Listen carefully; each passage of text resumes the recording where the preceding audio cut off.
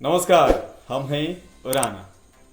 काल vote देवे जाएम नु का सोचता नहीं कोरोना बा त का हुई वोट दे के ना डरेला के जरूरत नहीं खे। वोट देवे गई जरूरी बा। देखिए लोकतंत्र में ये अधिकार हमनी के मिलल बा कि हमनी के अपना मन मुताबिक चाहे जेकरा के मन करे ओकरा के वोट दे सकत नहीं जा और अपन नेता चुन सकत नहीं जा। वैसे कोरोना में ढेर लोग के चिंता बा कि कोरोना फैल जाए। कुछ लोग ऐसा बा जो डरात नहीं खे। तो देखिए कोरोना से बचाव जरूरी बाटे लेकिन वोट भी देहल जरूरी बाटे।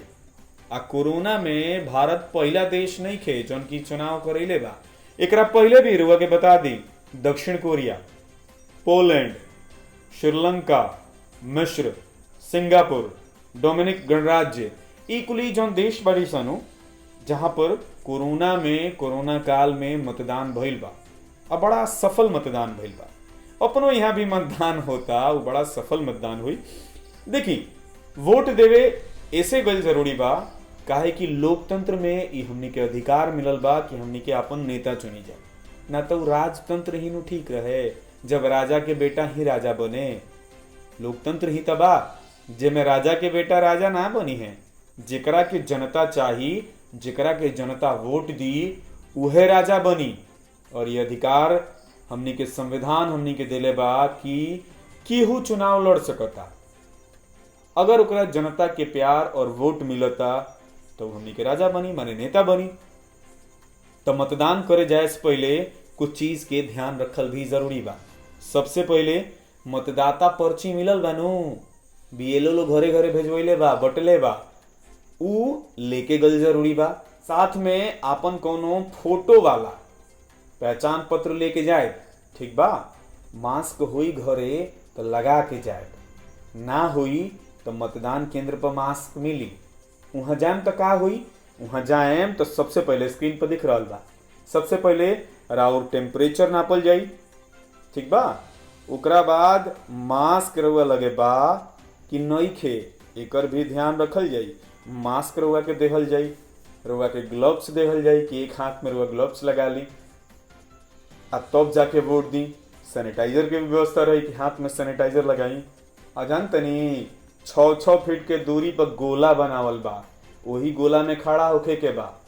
एगो मतदान केंद्र पर 3 गो लाइन लागी। आ बूथ के संख्या भी बढ़ल बा।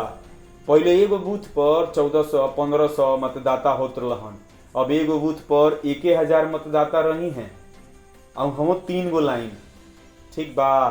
आ टेम्परेचर नापल जी यदि केहू के टेम्परेचर ज्यादा हुई चाहे केहू कोरोना के मरीज हुई तो ओकरा खातिर अंतिम के 1 घंटा बढ़ावल बा।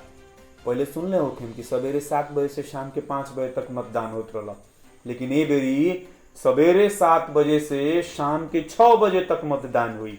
अंतिम के 1 घंटा कोरोना मरीज या जे सस्पेक्टेड बा या जेकर तबीयत खराब बा ओकरा खातिर रखल गेल बा। ते सुविधा के लाभ उठावे के बा। आ जाए के बा वोट देवे जरूर। सोशल डिस्टेंस के ख्याल रखे के बा। ठीक बा। ये हमनी के अधिकार मिलल बा लोकतंत्र में कि हमनी के अपन नेता चुनी जा और अपना वोट से चुनी जा। एक एक वोट के महत्व बा। ई सोच के घरे बैठ जाई कि हम वोट ना देम तो का हुई, ई बहुते गलत बात बा। ई बहुत गलत बात बा। ये सोच से बहरी आई आ वोट देवे जरूर जाई। चाहे जकरा के वोट देवे के बाद दी लेकिन दी जरूर। लोकतंत्र के महापर्व ह। ये हमेशा ना मिलेला। ये मौका हमनी के मिलल बा।